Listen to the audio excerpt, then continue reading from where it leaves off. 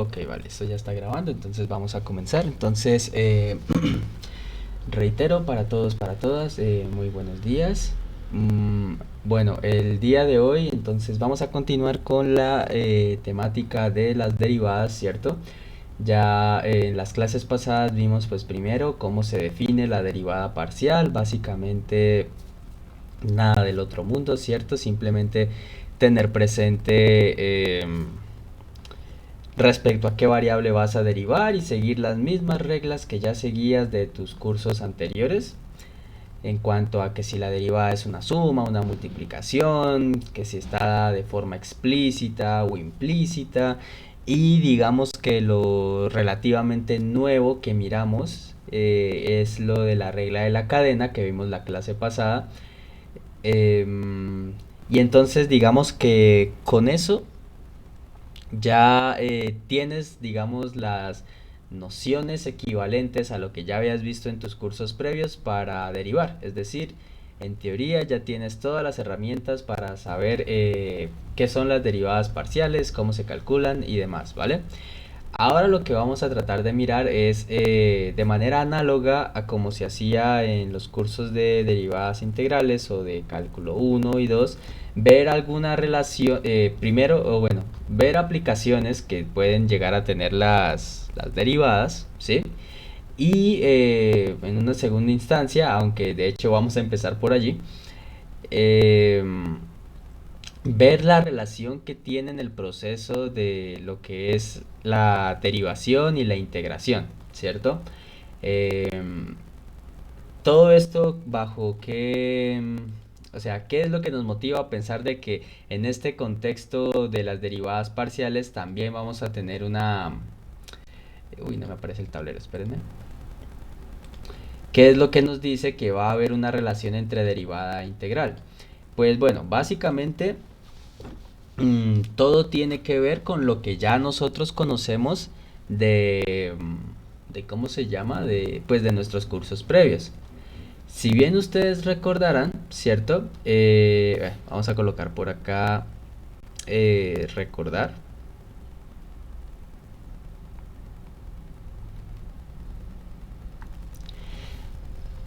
¿vale? Tengan presente que en los cursos previos usted vio lo siguiente, ¿cierto? Que si f, digamos, de un intervalo real, si f de r a r es continua, ¿cierto?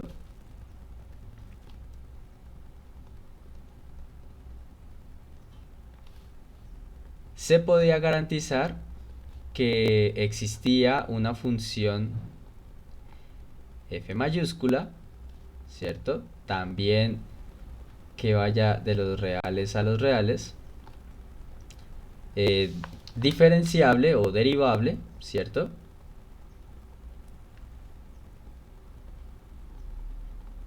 Tal que f derivándola nos produce f minúscula, ¿cierto? Donde a esta f mayúscula que estamos diciendo que existe se le suele llamar primitiva o antiderivada de la función f.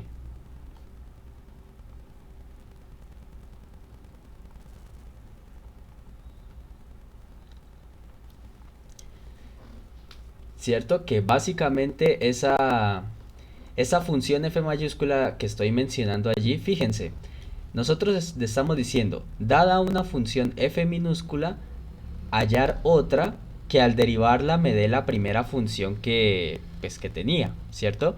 Esto es lo que normalmente nosotros hallamos mediante el proceso de integración, ¿cierto?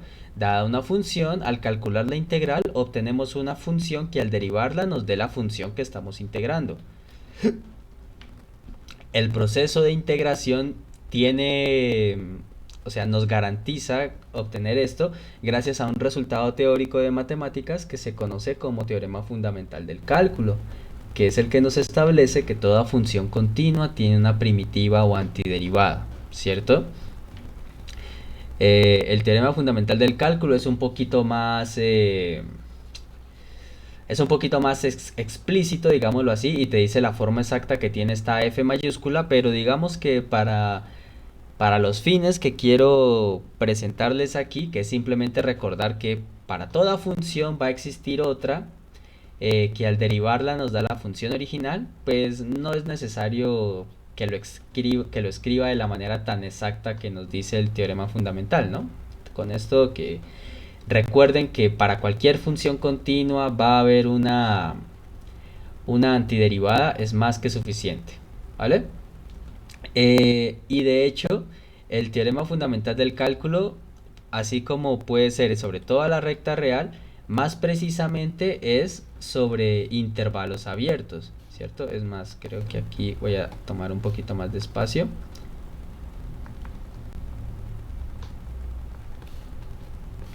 Considerando los dominios de las funciones como intervalos abiertos, nosotros tenemos que el teorema garantiza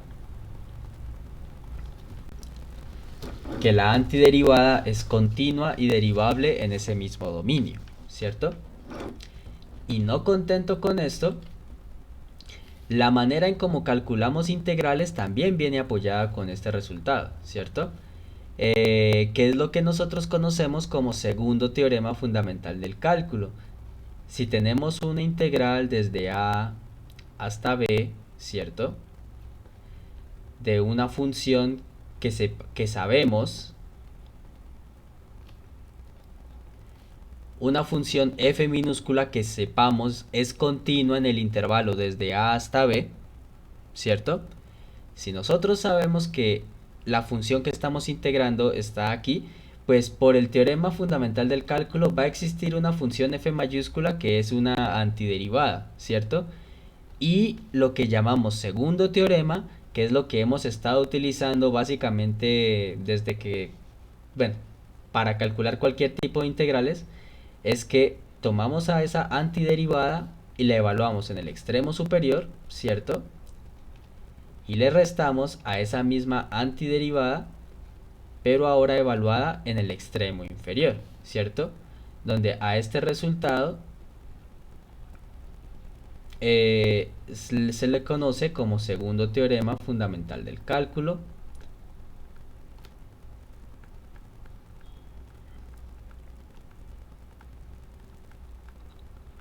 O en algunos otros textos, ¿cómo es que le llaman? Fórmula de Newton-Leibniz, ¿cierto? Pues Newton-Leibniz, por ser aquellos involucrados en el desarrollo de lo que es el concepto del cálculo, ¿vale? Segundo teorema fundamental del cálculo.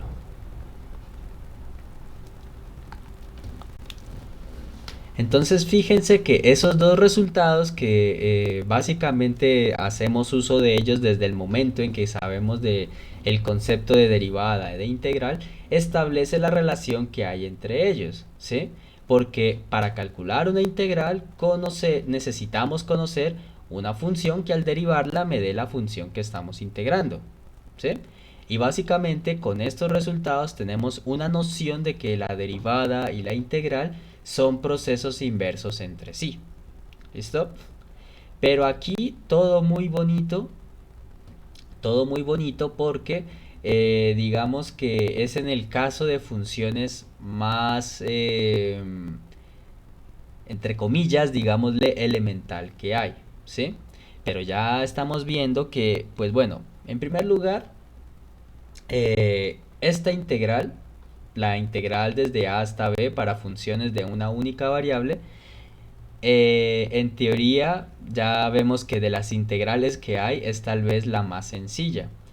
Sencilla en cuanto a, digamos, la definición, los dominios y demás, ¿cierto? Porque ya hemos visto que, por ejemplo, están las integrales múltiples, integrales dobles, integrales triples y así, ¿cierto? O también las integrales de línea, ¿vale? Entonces, si nosotros quisiéramos pensar en que, bueno, ¿será que es posible establecer una relación entre las derivadas y las integrales cuando ya estamos trabajando con funciones de varias variables? Si nos llegamos a preguntar, ¿será que eso también es posible? Entonces, la primera pregunta que nosotros nos haríamos sería, Pero bueno, respecto a qué integral estaríamos hablando. ¿Sería la integral de línea? ¿Sería una integral doble, una integral triple? ¿De qué estaríamos hablando aquí? ¿Cierto? Entonces, aquí hay varias consideraciones a hacer. Pero antes de comenzar, ay, vengan, no falte yo esté. Ah, no. Estaba preocupado y diciendo, ay, no falta yo otra vez no esté activado el micrófono del programa de grabación. Pero no, sí está activado. Em, entonces, para poder hablar de estas cositas, para poder establecer una relación entre derivadas e integrales, pues primero vamos a ir necesitando unos conceptos auxiliares, ¿vale? Entonces, en primer lugar, vamos a definir un elementito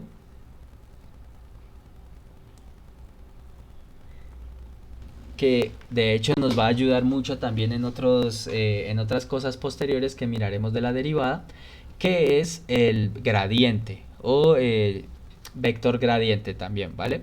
Entonces, el vector gradiente no es un concepto así súper descabellado del otro mundo, ¿sí? Es básicamente algo que va a recoger información sobre las derivadas.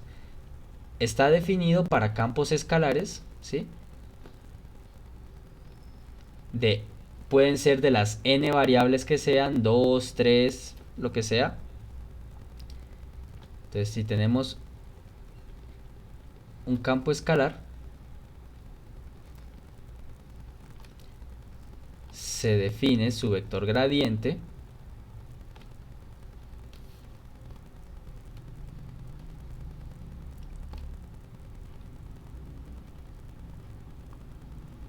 y ese vector gradiente se denota de esta manera como un triangulito para abajo y f, ¿cierto?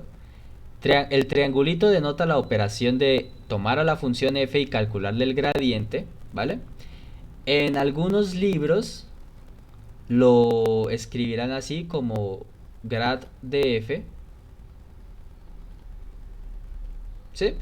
Pero, o sea, se los comento por si luego ustedes van a algún video u otro libro y ven esta anotación y ustedes se quedan como que, bueno, pero ¿eso qué es? Es la manera en que en algunos lugares denotan también este concepto, ¿vale? Pero realmente es muy poco usual. Se ve, pero no mucho. La más utilizada es esta de acá, la del triangulito para abajo. Y bueno, ¿cómo se define ese dichoso vector gradiente del que estoy hablando? Eso no es más que simplemente el vector de derivadas parciales, ¿vale? De derivadas parciales de primer orden.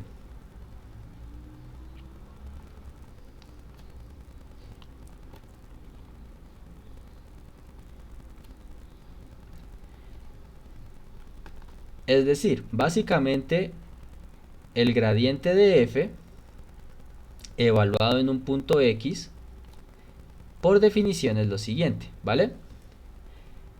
Recuerden, si tenemos un campo escalar que dependa de n variables, ¿cierto? Fíjense que aquí estamos diciendo, nuestro campo escalar f va a depender de n variables porque está definido en Rn. Y recuerden, un campo escalar va a tener tantas derivadas parciales como variables de las cuales dependa, ¿cierto? Por ejemplo, como este campo estamos diciendo que dependería de n variables, entonces tendríamos, por ejemplo, la derivada parcial respecto a la variable x1, ¿cierto? Tendríamos la derivada parcial de la función respecto a la segunda variable y respecto a la tercera, la cuarta, las que tengamos hasta llegar a la última. Llamémosla xn.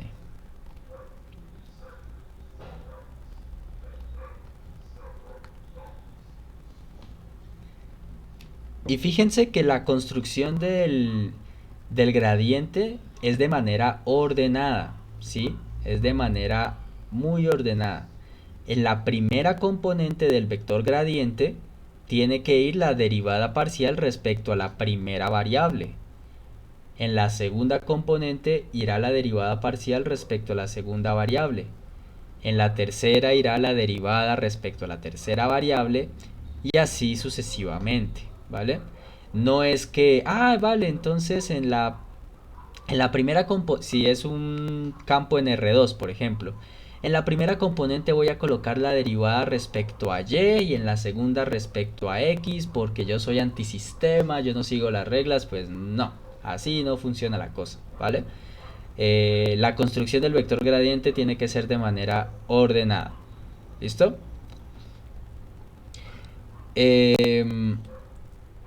Calcular gradientes, pues obviamente si tú ya sabes pues calcular las derivadas parciales, pues es algo muy sencillo realmente, ¿cierto? Por ejemplo, si tú tienes que un campo escalar, por ejemplo, f de xy, es esta función seno de x más e a la xy, ¿cierto? Y te preguntan, bueno, calcula el gradiente de esta función.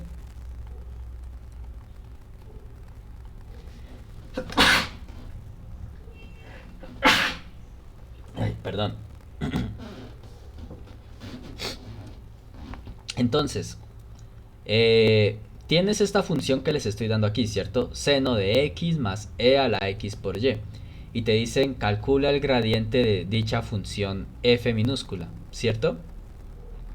Entonces, pues, por definición sabemos que el gradiente es el vector que tiene que estar formado por las derivadas parciales de nuestra función, ¿cierto? De manera ordenada.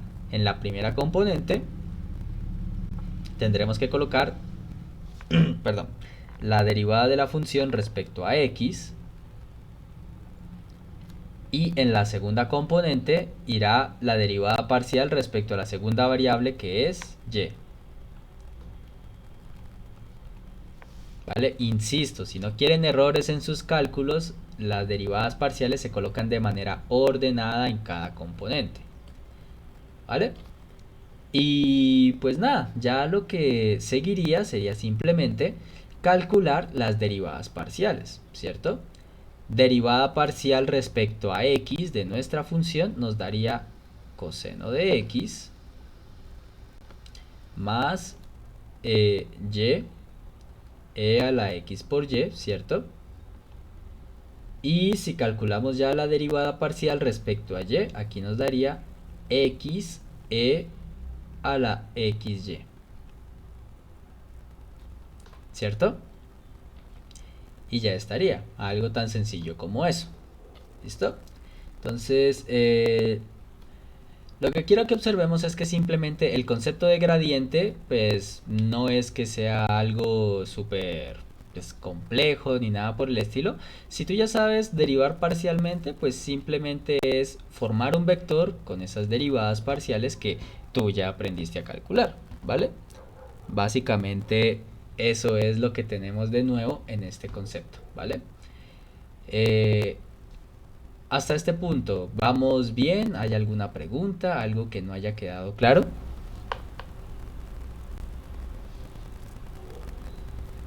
No, profe, todo bien. Ok. Bien.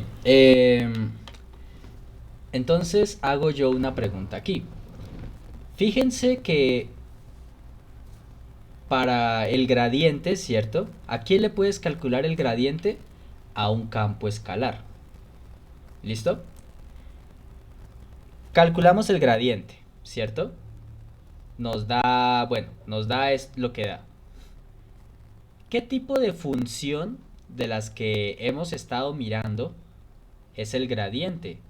¿Es también un campo escalar? ¿Es un campo vectorial? ¿Es una función vectorial? ¿Qué tipo de función es el gradiente? Función vectorial. Es un campo vectorial, ¿cierto? Porque fíjense que es una función de varias variables, ¿cierto? Y es un vector básicamente. En cada una de sus componentes es una función de varias variables. Entonces, básicamente, lo que estamos haciendo, fíjense, es a partir de un campo escalar, estamos obteniendo un campo vectorial.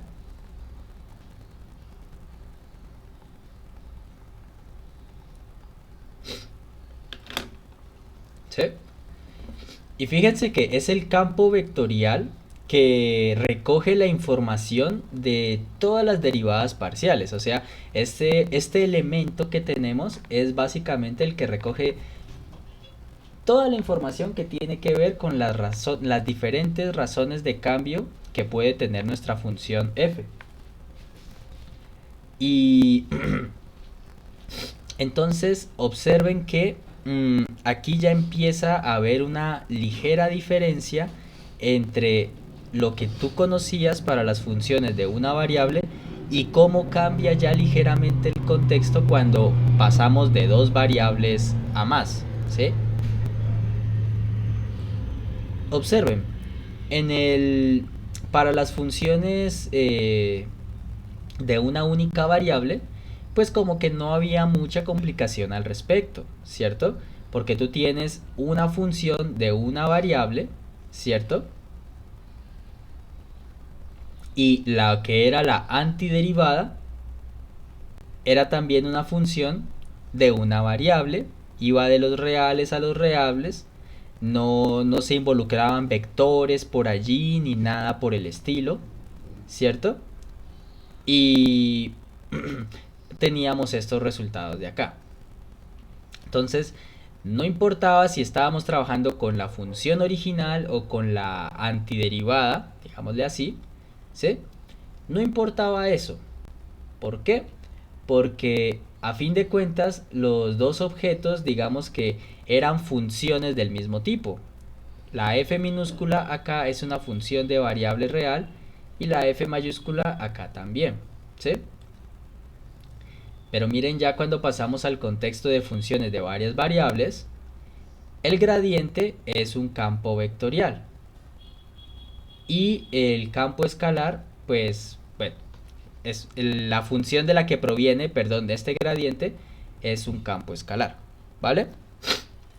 Entonces, fíjense que aquí nos empezamos a nivel teórico, quiero decir, aquí nos empezamos a formular varias preguntas, ¿sí?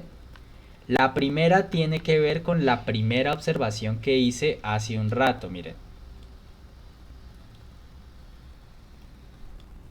Nosotros decíamos, para cualquier función f minúscula que sea continua, es posible hallar una función que al derivarla me dé, bueno, esa función continua f minúscula que mencioné, ¿vale? Básicamente lo que teníamos era, para toda función continua se puede pensar como la derivada de otra función, ¿sí? Básicamente eso es lo que nos dice esta primera observación que les hice. Toda función continua se puede pensar como la derivada de otra función a la cual llamamos primitiva o antiderivada, ¿cierto? Entonces acá nos viene otra interrogante, ¿cierto? Pues fíjense, el gradiente es un campo vectorial, ¿cierto? Y entonces podríamos estar pensando en la misma situación de antes. Pues si el gradiente es un campo vectorial, ¿cierto? Y proviene de un campo escalar, entonces aquí nos empezaremos a hacer las preguntas. Así como para antes toda función continua se puede pensar como la derivada de otra función, aquí nosotros nos podríamos preguntar, y voy a colocarlo aquí en rojo, todo campo vectorial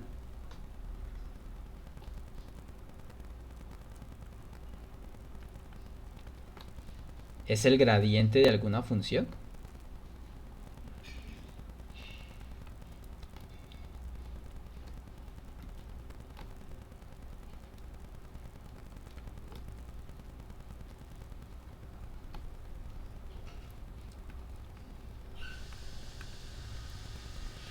¿sí? Porque es básicamente lo que ocurre para funciones de una variable. Básicamente para casi cualquier función podíamos encontrar una antiderivada. Esta sería la pregunta equivalente.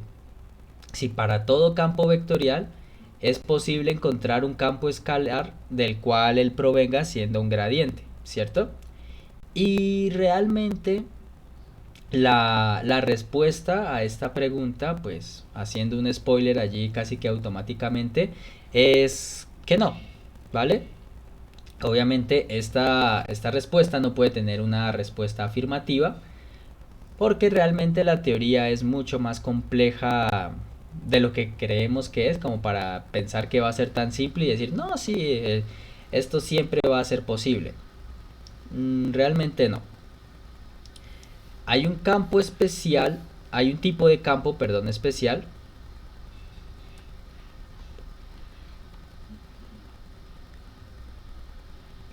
que vamos a llamar campo conservativo,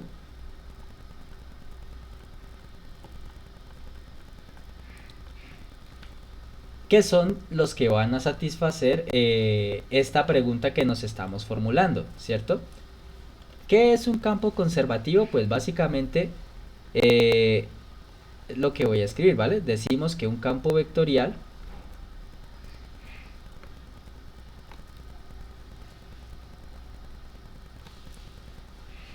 decimos que un campo vectorial F mayúscula que va de Rn a Rn es conservativo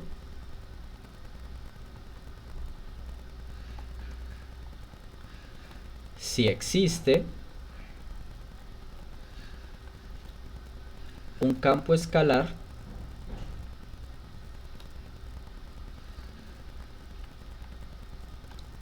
F minúscula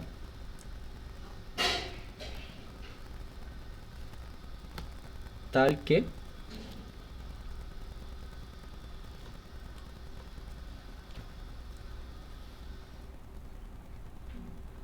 F mayúscula sea igual al gradiente de F minúscula. ¿Vale? Entonces, básicamente, lo que estamos llamando campos conservativos son los que son para los cuales esta pregunta de acá arriba, pues tendría una respuesta afirmativa, ¿cierto? Vamos a decir que un campo es conservativo cuando es el gradiente de otro campo escalar, ¿sí? Fíjense que esto sería como lo equivalente a decir que f minúscula es una antiderivada de f mayúscula, ¿cierto? Porque esto sería lo equivalente a decir, fíjense, en el contexto de las funciones de sus cursos previos, esto sería lo equivalente a decir que f mayúscula es la derivada de esta función f minúscula, ¿sí? Solo que recuerden que ya en el contexto de varias variables, nosotros ya no hablamos simplemente de la derivada simplemente, ¿cierto? Porque tenemos muchas derivadas, la derivada respecto a x, respecto a y, las que haya, ¿cierto? Y el que recoge la información de todas esas derivadas es el gradiente, como ya nos dimos cuenta, porque es el que tiene en cada componente a todas las derivadas parciales.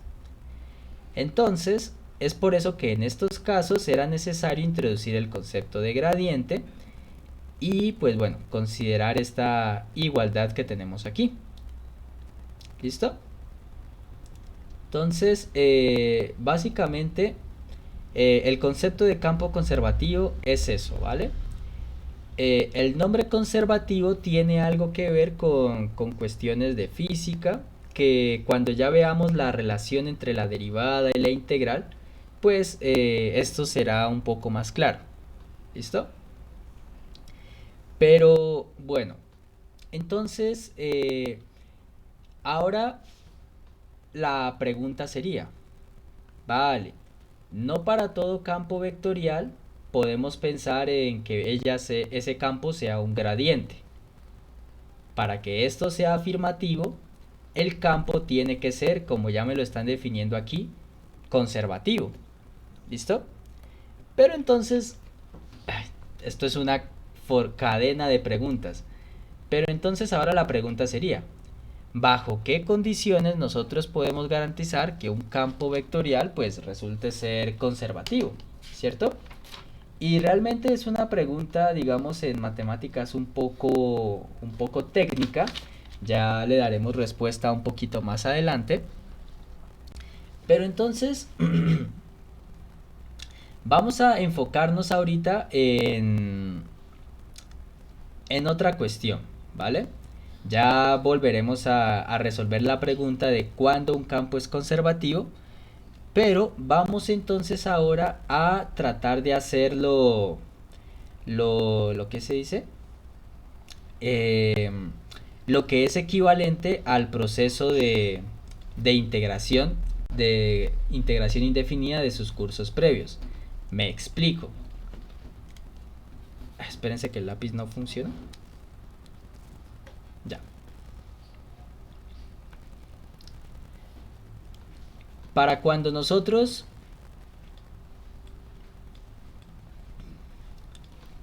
Fíjense que para cuando nosotros vamos a hacer cálculos de integrales y estas cosas, ¿cierto? Nosotros siempre buscamos calcular lo que llamamos antiderivada, ¿cierto? Lo que llamé antiderivada acá. Que para eso usted vio en sus cursos previos, pues bueno, se le dio una tablita de integrales, ¿cierto? Vio que bueno, a veces no simplemente basta con tener la tabla, sino que hay que conocer unos métodos que si integral haciendo sustitución, que si haciendo integración por partes, que si sustitución trigonométrica, que bueno, ahí vio muchos métodos para reconstruir la función de la cual proviene esta que estás aquí integrando, ¿vale? Nosotros vamos a mirar inicialmente eso, ¿vale? Vamos a mirar cómo a partir de un campo vectorial podemos reconstruir la función de la que proviene, ¿vale? Entonces, vamos a ver. Ah, y otro detalle que se me olvidaba. A este, a este campo escalar que satisface esta igualdad de aquí, ¿cierto? En la teoría, a este campo f minúscula se le suele llamar función potencial.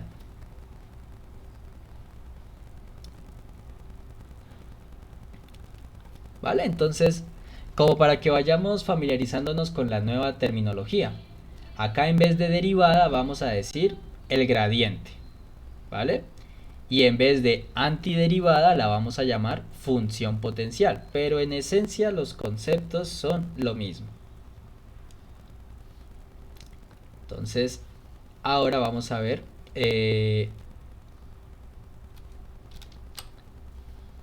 cómo hallar la función potencial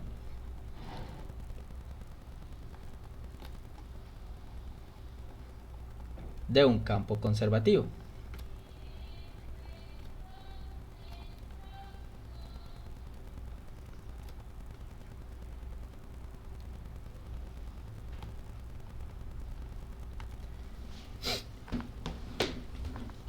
Ok, vale. Entonces, esto más que con teoría se aprende básicamente es con ejemplos, ¿vale? Entonces, vamos a el enunciado general para los ejemplos que vamos a mirar son los siguientes, ¿vale? Vamos a sabiendo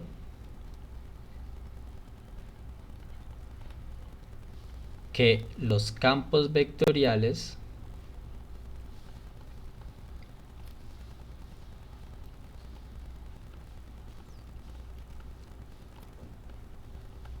F mayúscula dados a continuación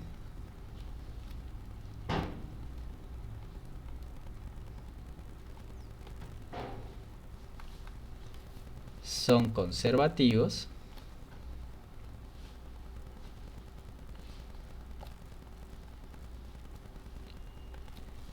hallar su respectiva función potencial.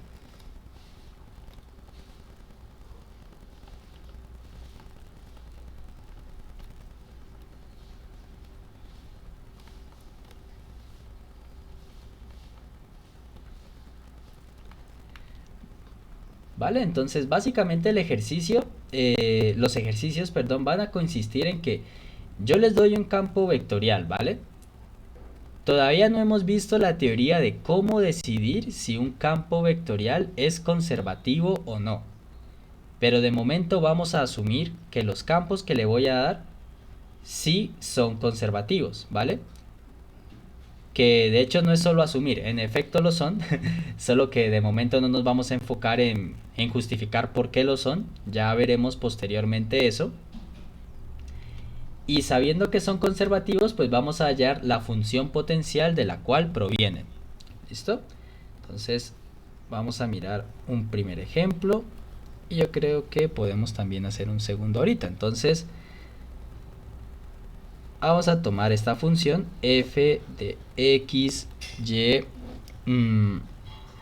como esto de aquí, e a la x seno de y menos y, todo esto en la dirección y, más e a la x coseno de y menos x menos 2, ¿vale? Y todo esto en la dirección de j. ¿Listo? Entonces, tenemos un campo vectorial, ¿vale? Una función de dos variables. Insisto, ya sabemos que esto es conservativo, ¿vale? Posteriormente veremos las maneras de justificar que en efecto este campo vectorial que tenemos aquí es conservativo, ¿vale? Y ahora la pregunta sería, vamos a ver cómo hallamos su respectiva función potencial, ¿vale? Pues lo que sabemos es que la función potencial f, digamos, entonces vamos a decir, sea f minúscula la función potencial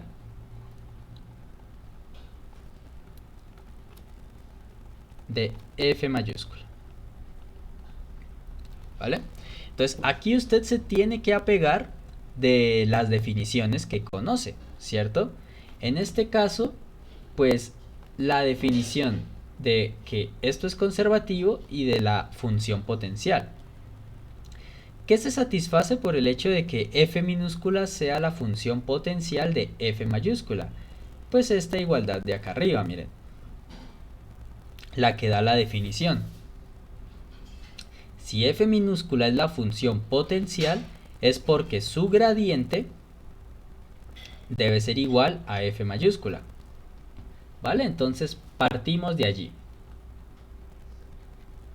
Se debe cumplir que f mayúscula es igual al gradiente de f minúscula, ¿vale?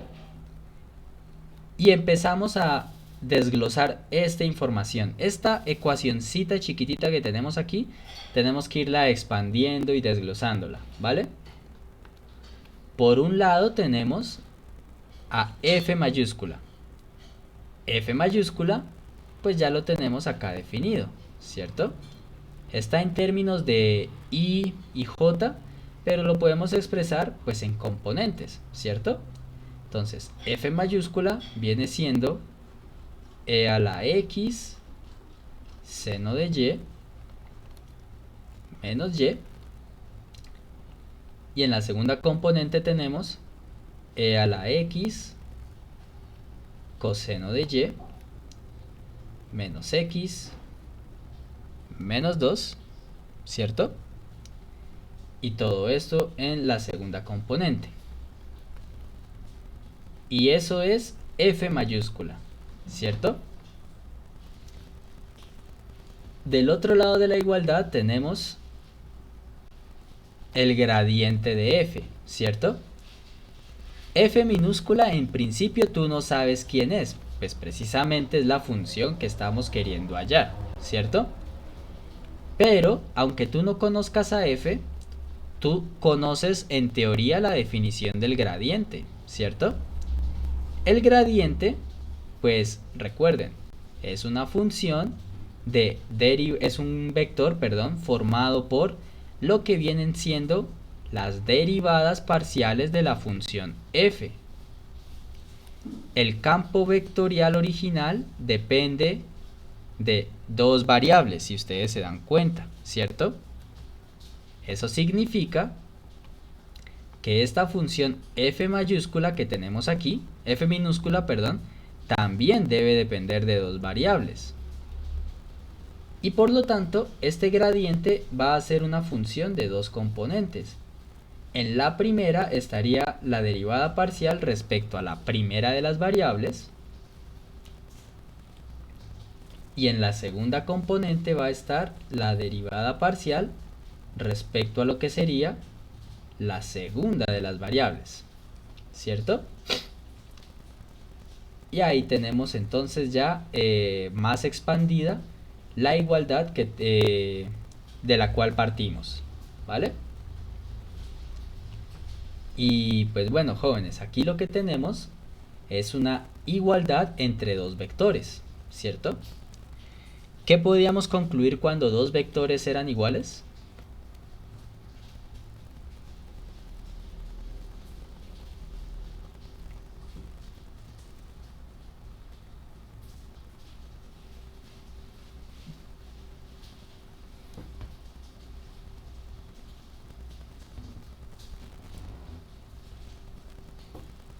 Que se deduce cuando dos vectores son iguales.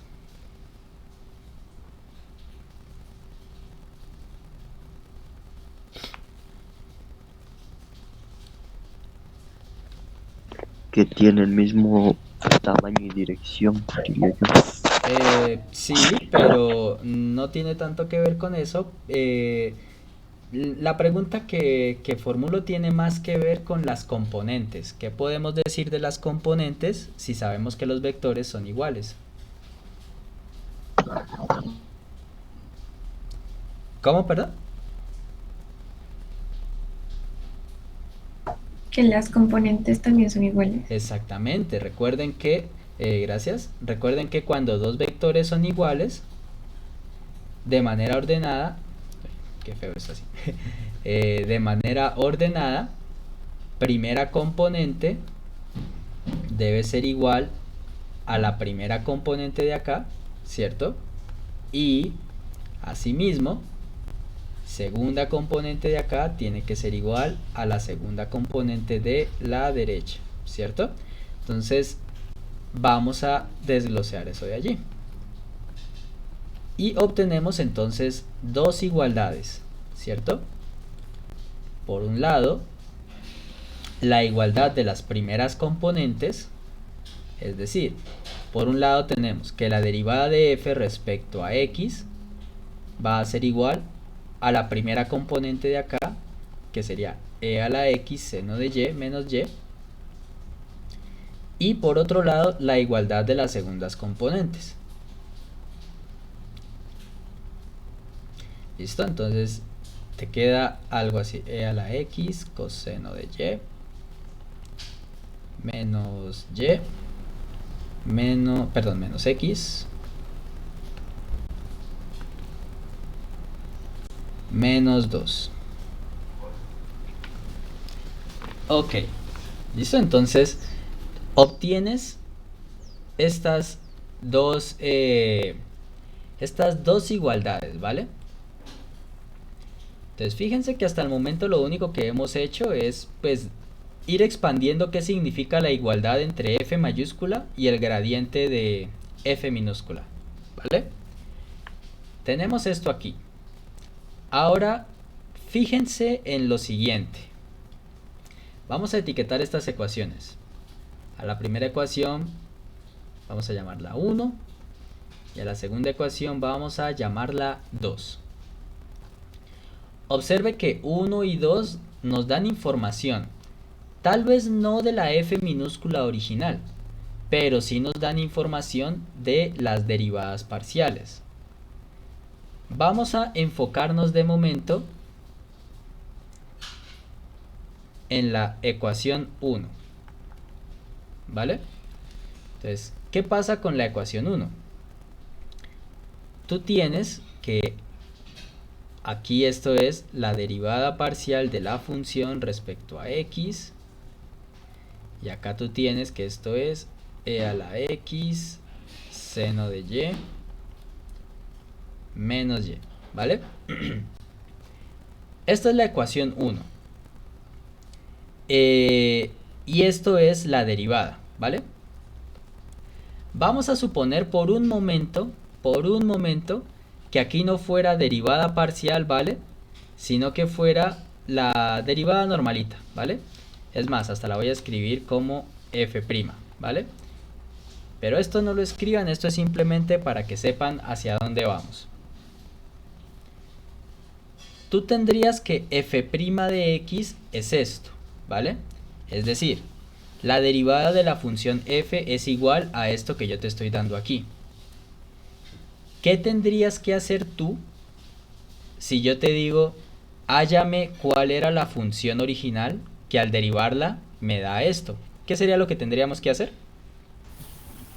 Integrar. Creo que todos estamos de acuerdo que lo que hay que hacer es integrar, ¿cierto? Muy bien.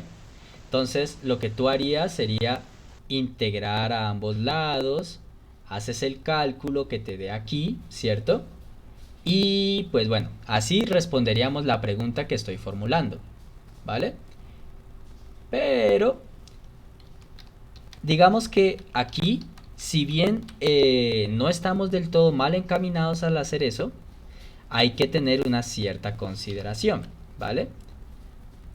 Que ya no estamos con una derivada ordinaria, sino que estamos con una derivada parcial, ¿vale?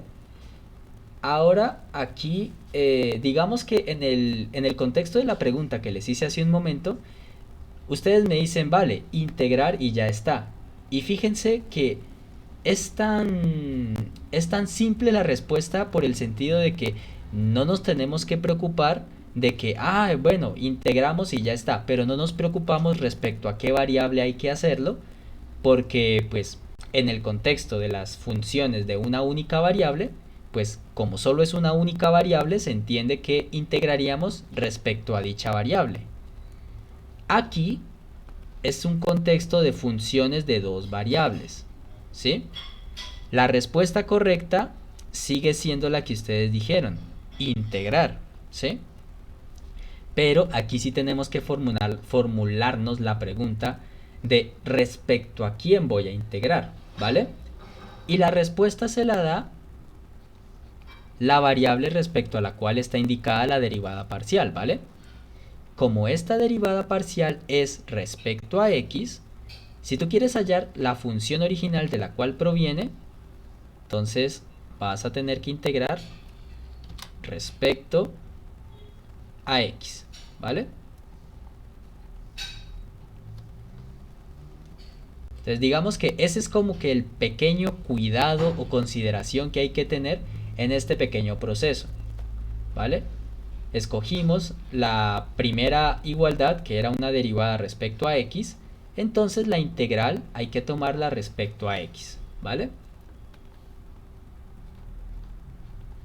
Hacemos la cuentita, entonces esto nos daría que nuestra función original f de xy sería igual a lo siguiente. Recuerden, vamos a integrar respecto a x, así que todo lo que no tenga x es considerado constante. ¿Listo? ¿Cuánto les daría la integral del lado derecho?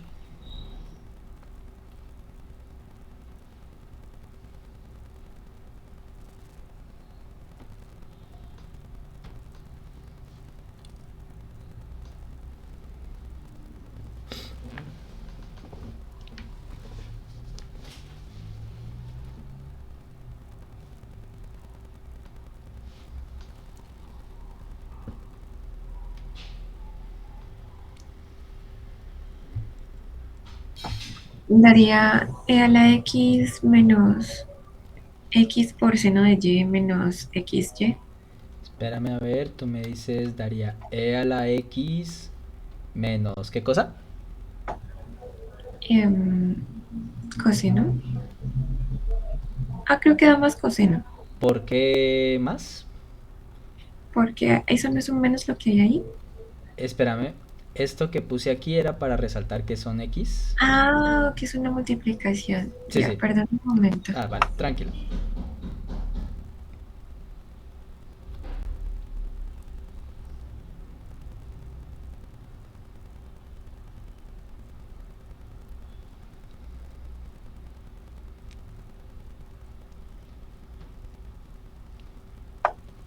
Profe, entonces da e a la x seno de y, ¿no? ¿Coseno? Seno. Ah, seno, eso es. Seno de y, muy bien. ¿Sigue? Menos xy. Menos x, muy bien. XY, vale, muy bien Daniela, gracias. Vale, entonces, esperen, yo coloco este menos aquí así. Vale, entonces, fíjense que básicamente lo que hemos hecho aquí es integrar normalmente, ¿cierto? Como estamos integrando respecto a x, los términos que tienen y son constantes para esta integral. Integral de e a la x es e a la x. Seno de y, como es una constante multiplicando, queda igual. Y pues integral de y sería x por y, ¿vale? Pero hasta allí vamos perfectos, ¿vale? Pero, ¿cuál era el detalle del que su profesor de derivadas integrales les decía que cuando calculan integrales indefinidas, nunca, pero nunca en la respuesta se tienen que olvidar? La constante. La constante, eso es. No se me olviden que aquí tiene que ir una constante de integración que vamos a llamar C1, ¿vale? Pero, y digamos que esta es otra de las cositas importantes que tienen que tener en cuenta en estas situaciones, ¿vale? Fíjense que aquí, como tal, bueno, la constante de integración, y constante en unas comillas muy grandes, no necesariamente tiene que ser un número, ¿vale? Me explico. Volvamos al el momento en el que estábamos integrando, ¿vale? La integral era respecto a x. Como era la integral respecto a x, las y's eran consideradas variables o constantes. Constantes. Constantes, ¿cierto? Entonces, ¿qué es lo que sucede? Para el proceso de esta integral que hicimos aquí, no solo los numeritos, los números reales, como ya los conocemos, sino que también las variables y son consideradas constantes. Entonces, ¿qué pasa? Esta constante de integración puede depender de y. Es decir, esto que nos dio aquí al final, en un principio puede ser una función que depende únicamente de y. Porque al derivar, recuerden cómo nosotros verificamos que nuestra integral está bien hecha. Nosotros derivaríamos y nos tiene que dar la función que integramos. Al derivar respecto a x, todo lo que depende de y se volvería cero. Entonces, por eso, cuando hacemos este proceso, ¿vale? La constante de integración en este caso dependería de y, ¿vale? Y eso sería como que el cuidado que hay que tener en cuenta allí. El problema naturalmente no ha terminado porque solamente hemos trabajado con la primera ecuación, con la ecuación 1, ¿sí? Tenemos una ecuación 2 que todavía no hemos analizado. Naturalmente, de la ecuación 2 también nosotros quisiéramos ver si es posible obtener la función potencial de la cual proviene nuestra f mayúscula. Y vamos a razonar de la misma manera, miren. Nosotros tenemos que en la segunda ecuación tenemos una igualdad donde aparece la derivada parcial respecto a y, ¿cierto? tenemos que la derivada parcial respecto a y ahora es igual a todo esto, e a la x coseno de y menos x menos 2. Y ahora les pregunto yo a ustedes, si ahora esta igualdad es con la derivada parcial respecto a y si queremos seguir la misma idea de la situación anterior, si debo integrar, ¿respecto a qué variable debo hacerlo? Allí. A y, porque ahora, muy bien, porque ahora la igualdad que tenemos es con una derivada parcial respecto a y, ¿vale?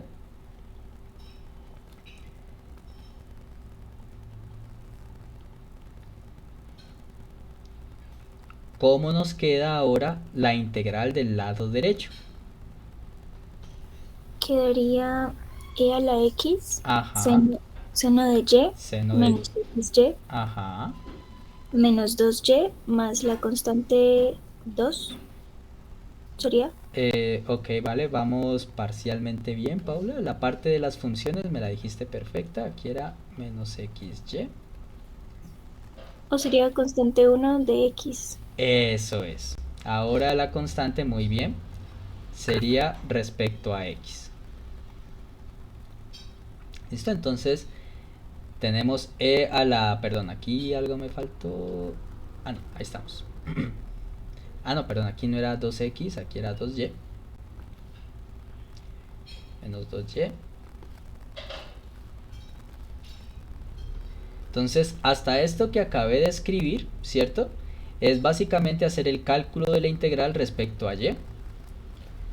Lo que le decía a Paula, que al final corrigió bien, era que ahora nos faltaría la constante de integración, ¿cierto?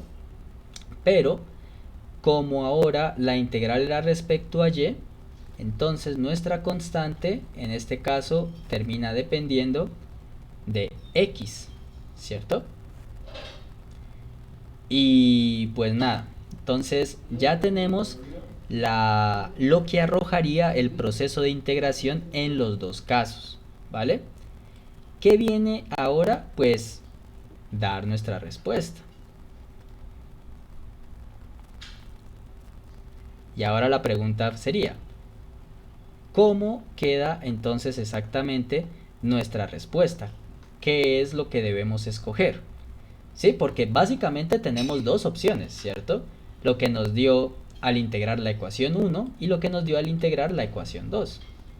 Pues entonces fíjense muy bien lo que usted va a hacer a continuación, ¿vale? Usted va a analizar las dos respuestas.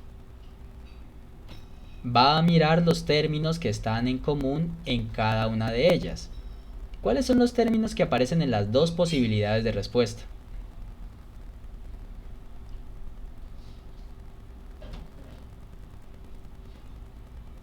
Euler a la x seno de y menos xy.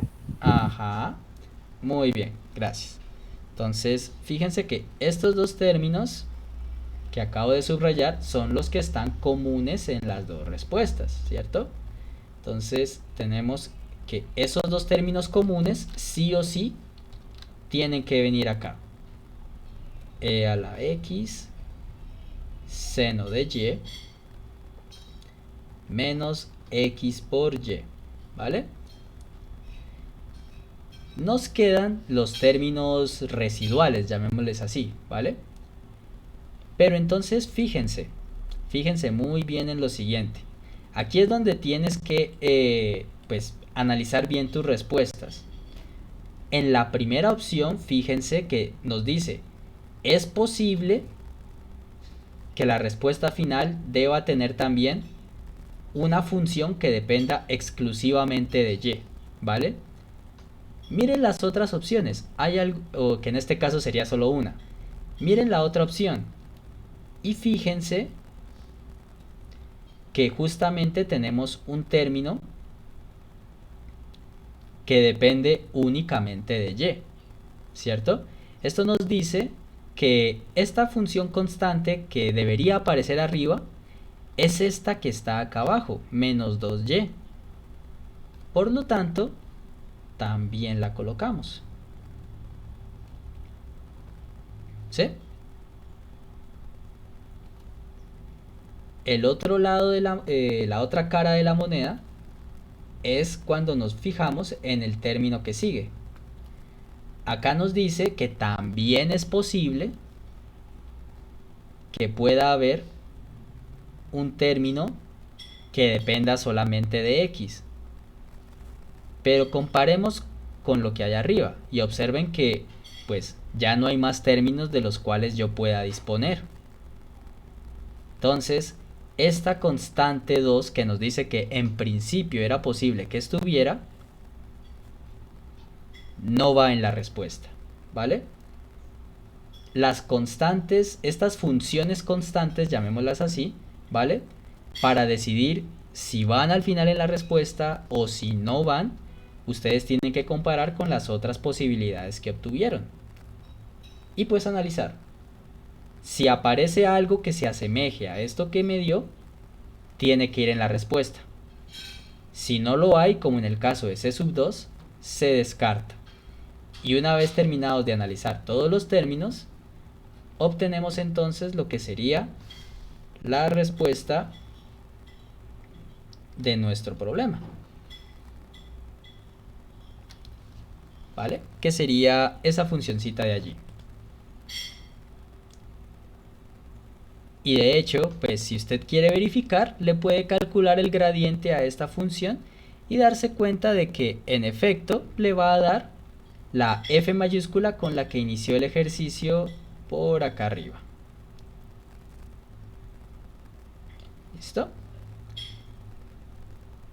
¿Queda claro este ejemplo de cómo se halla la antiderivada o función potencial de un campo vectorial? ¿Algo que no haya quedado claro? ¿Alguna pregunta?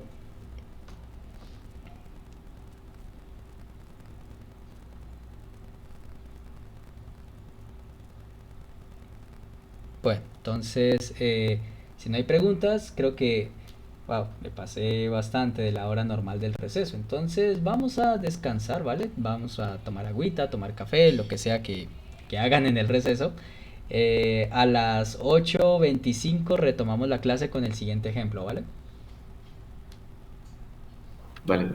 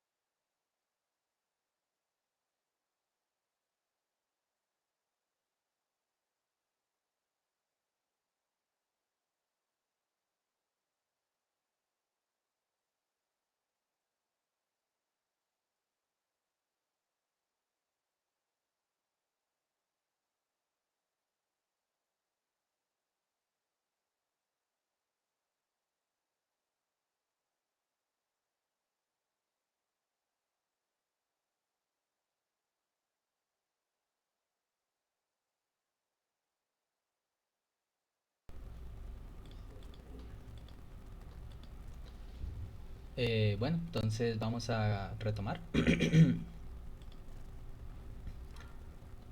A ver, coloquémosle zoom a esto otra vez y allí.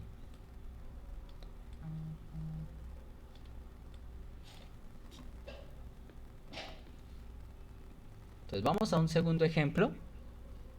Permítanme un segundito.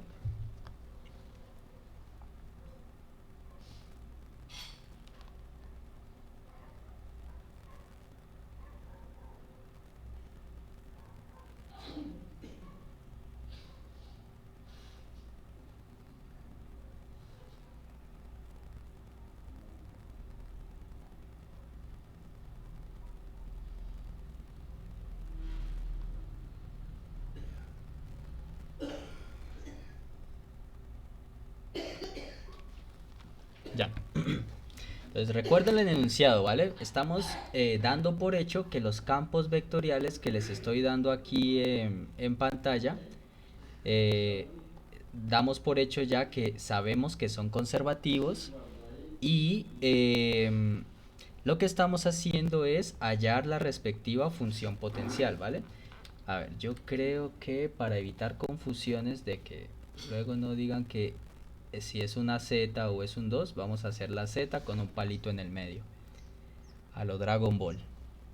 Entonces 2 X Y Z, ay carajo, X Y Z más Z al cuadrado aquí menos 2y cuadrado más 1, todo esto en y, más x cuadrado z menos 4y, más 4xy, perdón, en j más x cuadrado y más 2xz menos 2 en dirección K. Ok. Vale. Entonces ahora tenemos este campo vectorial. La diferencia con el anterior es que ahora ya no tenemos una funcioncita solo de dos variables, sino que pues ahora es de tres. Y la idea del ejemplo, pues primero es que vean que el procedimiento no cambia, independiente que tengamos dos variables o tres, o sea, la idea va a ser la misma. Lo que sí es que de pronto hay que tener un poquito más de cuidado en cuanto a lo demás, pero en cuanto a la parte, perdón, en cuanto a la parte de, pues, de formular la respuesta al final como nos queda, pero pues bueno, eso ya lo solventaremos, no se preocupen. Entonces vamos a ver acá. Entonces recuerden, el objetivo es hallar nuestra función potencial, sea f la función potencial del campo vectorial f mayúscula, ¿vale? Y recuerden, nada ha cambiado, la metodología es la misma, la definición de función potencial es la misma. Por lo tanto, f mayúscula debe ser igual al gradiente de la función potencial de ella, ¿cierto? Y bueno, digamos, saltando algunos pasitos porque estas cosas son muy largas. Entonces, observen que nuestra función ahora depende de tres variables, ¿cierto? Eso significa que nuestra función potencial también dependerá de tres variables, ¿vale? Y pues f mayúscula va a ser igual al gradiente, ¿cierto? Entonces, recuerden que el gradiente es el vector formado por las derivadas parciales. En la primera componente estaría la derivada parcial respecto a la primera variable, ¿cierto? En la segunda componente estaría la derivada parcial respecto a la segunda variable. Y en la tercera componente estaría la derivada parcial respecto a la tercera variable. ¿Vale? Entonces, al igual que antes, obtenemos un sistema de ecuaciones, solo que ahora, en vez de tener dos igualdades, pues vamos a obtener tres. ¿Cierto? Entonces, obtenemos tres ecuaciones. La primera nos diría que la derivada parcial respecto a x es igual a la primera componente del campo vectorial. 2xy por z más z al cuadrado menos 2y cuadrado más 1. La segunda igualdad nos daría información sobre la derivada parcial respecto a y. Y aquí nos daría x cuadrado z al cuadrado menos 4xy. Y ya, ¿no? Y en la última nos daría entonces... A ver, sí. creo que z normal. O bueno, así son la Ah, función. sí, z es a la 1. Gracias, Daniel. Y la derivada respecto a z nos dará entonces x cuadrado y más 2xz menos 2. ¿Listo? Bien, entonces con eso tenemos las tres igualdades que nos dan la igualdad entre el campo vectorial y su gradiente, ¿cierto? Y pues, al igual que antes, obtenemos tres ecuaciones. Bueno, antes fueron dos, perdón, ahora tenemos tres. Esta sería la ecuación, ya había utilizado dos, entonces digamos que esta es la 3, esta es la 4 y esta es la 5. Vale, entonces, ¿qué tenemos que hacer con en las igualdades 3, 4 y 5? Si quedó claro lo que hicimos antes. Integral. Integrar respectivamente respecto a qué variable en cada una. Pues dependiendo del diferencial. Por ejemplo, en la 3 en x, 4 en y y 5 en z. Vale, entonces vamos a ir haciendo eso, ¿listo? Perfecto, Daniel. Vamos a integrar. Entonces, integrando. Entonces, respecto a x, y z en 3, 4 y 5 respectivamente.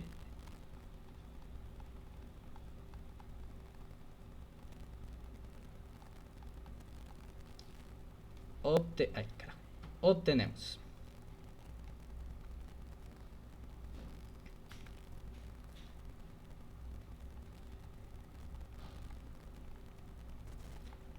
muy bien, entonces en la ecuación 3, ¿qué me les da luego de haber integrado respecto a x?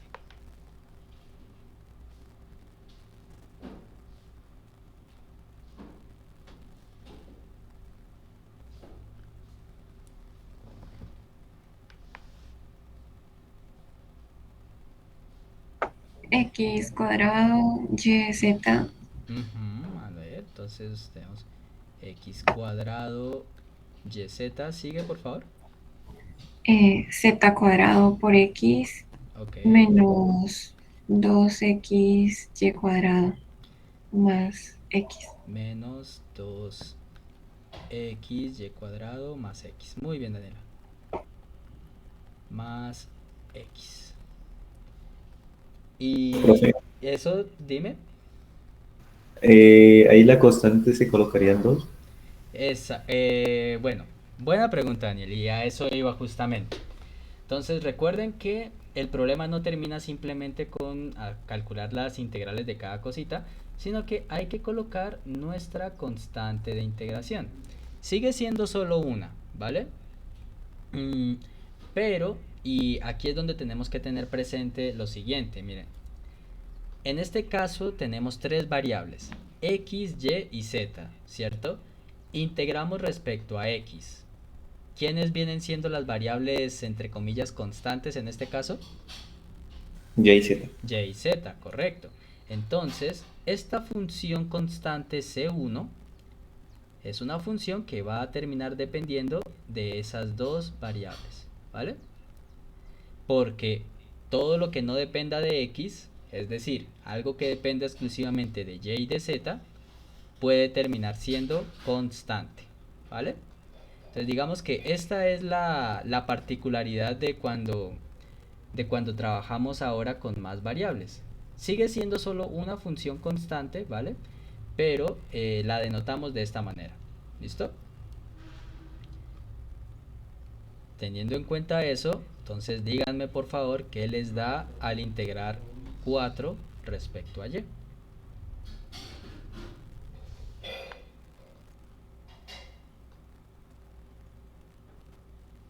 Yx cuadrado z. Ok, x cuadrado y Yz.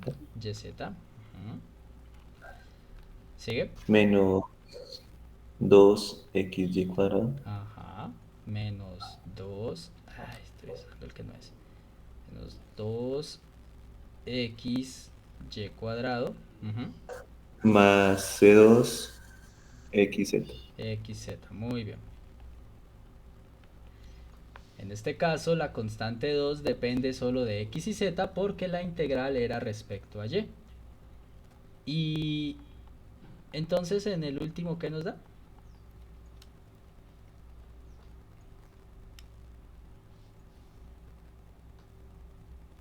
X cuadrado yz. Eso, x cuadrado yz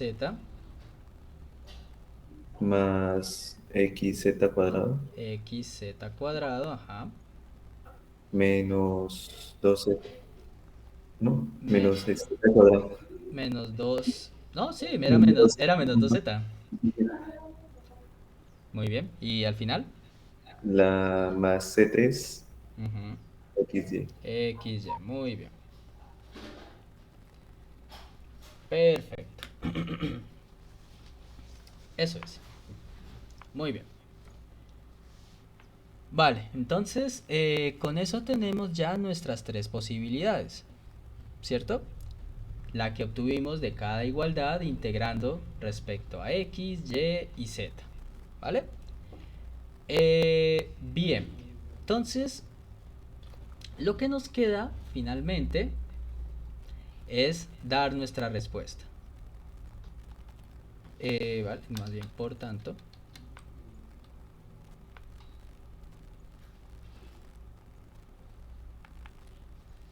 Vale, entonces, ¿quién va a ser nuestra función? ¿Vale? Aquí tenemos más factores a comparar, ¿vale? Lo cual, digamos que requiere un poquito más de nuestra atención y cuidado, pero no resulta ser muy complicado, ¿vale? Vamos a mirar. Entonces, paso 1, recuerden lo que ya hicimos al principio.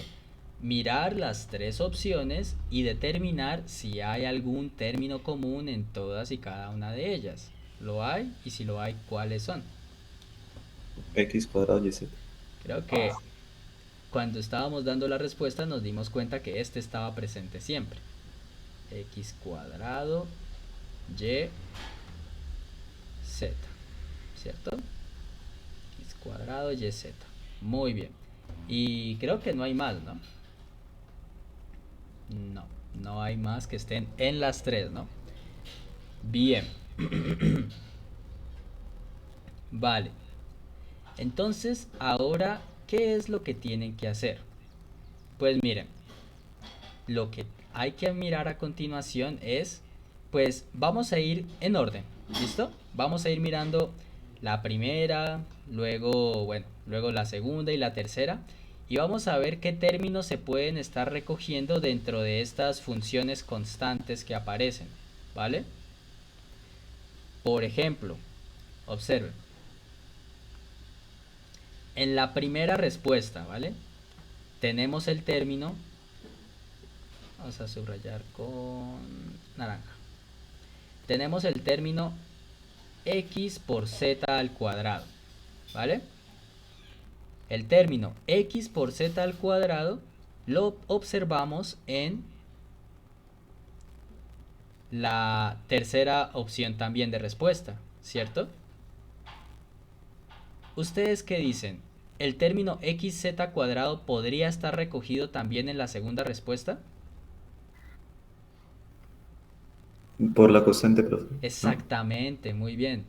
Fíjense que este término dice que aquí pueden, este término de la constante c sub 2x por z, ese término puede recoger términos que dependan exclusivamente de x, de z o de las dos, tanto de x y de z, ¿cierto? Entonces fíjense que el término x por z al cuadrado técnicamente sí está en las tres respuestas, ¿vale? Solo que en la primera y en la última está visto explícitamente y en la segunda está implícitamente. Con lo cual, entonces, este es un término que sí hay que colocar en nuestra respuesta. X, z al cuadrado. ¿Vale? Sigamos. Otro colorcito, este. Tenemos ahora menos 2xy al cuadrado. ¿Listo? ¿Ese término también podría ir en la respuesta? Sí, profe. ¿Por qué podría ir? Porque está en la constante El, 3. exacto. Está, fíjense aquí en la constante 3, muy bien. Esta constante recoge términos que dependen solo de x y de y. Y en la segunda ecuación lo tenemos aquí muy orondamente, ¿cierto? Entonces, aquí está, miren. Por lo tanto, este término también iría aquí. Menos 2xy al cuadrado. ¿Cierto? Muy bien. Cambio de color. A ver, el rosadito se distingue de este. No mucho. A ver el verde. Seguimos. X. ¿Qué opinan de la X? No. También entra en ambas constantes. ¿Cómo, Julián? Perdón. También entra en ambas constantes de las otras dos funciones, ¿no? Se podría ver. Exactamente, muy bien, Julián. Fíjense que acá en la constante 2, en la segunda ecuación, ¿cierto? La constante 2 recoge cosas que dependan solo de x, solo de z o de x y de z. El caso es que no puede haber ninguna y por ahí. Entonces, esta x que vemos en la primera igualdad está recogida también en la constante de la segunda. Y en la tercera, pues, bajo la misma lógica, también lo estaría. ¿Sí? Entonces aquí tenemos más x. ¿Listo? Bien. Entonces, seguimos avanzando. Se me acaban los colores. Azul. En la primera ecuación ya está todo subrayado, menos esta constante que pues ni qué hacerle allí. En la segunda también ya tenemos los dos términos subrayados. Y en la tercera, aquí está, menos 2z. ¿Qué opinan de este último término?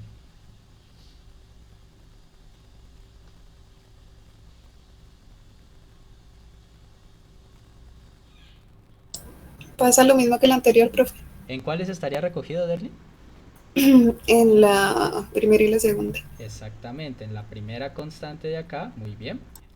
Y en este. ¿Vale? Entonces aquí nos queda menos 2z pasa lo mismo que en la primera, como dijo Derly, y ya hemos recorrido todos los términos. A diferencia del ejemplo anterior, no hay nada que se nos haya tenido que descartar, y por lo tanto esta de aquí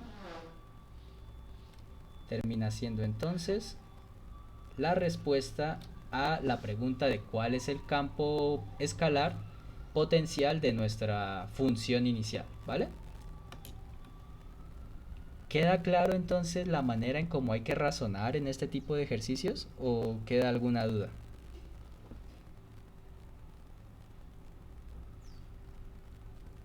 Profe, una pregunta. Dime, Paula. Entonces, por ejemplo, si queda un numerito, por ejemplo, en el anterior que era -2, A ver, en el anterior. Espérame, Paula, que no depende de ninguna. se te está entrecortando un poquito y no te escuché bien realmente. ¿Ahí me escuchan? Ahorita sí, dime. En el caso que quede, por ejemplo, un -2, como en el anterior ejercicio, ahí sí se descarta porque no depende de ninguna variable. En el caso anterior, fíjate que lo que pasó fue que en la segunda posibilidad de respuesta teníamos una constante que no había otro término con el cual emparejarla y por eso se descartaba, ¿sí? Eso es lo que tú tienes que mirar, si las constantes se pueden emparejar con algún término de otra ecuación, que fue lo que hicimos mayormente en este nuevo ejemplo, ¿sí? Ah, sí, ya. Ok. ¿Alguna otra inquietud que les haya podido quedar de la clase de hoy?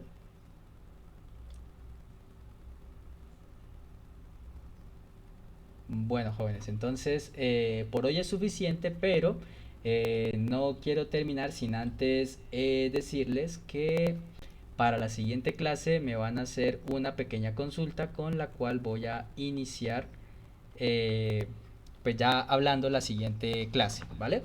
Entonces me van a consultar, si son tan amables, los siguientes términos, ¿vale? El primer término es conjunto convexo. Y creo que no es más. Sí, iba a decir los siguientes términos, pero realmente solo es este, ¿vale? Entonces, me van a consultar por favor lo que es un conjunto convexo, pero ojito, ¿vale? Porque,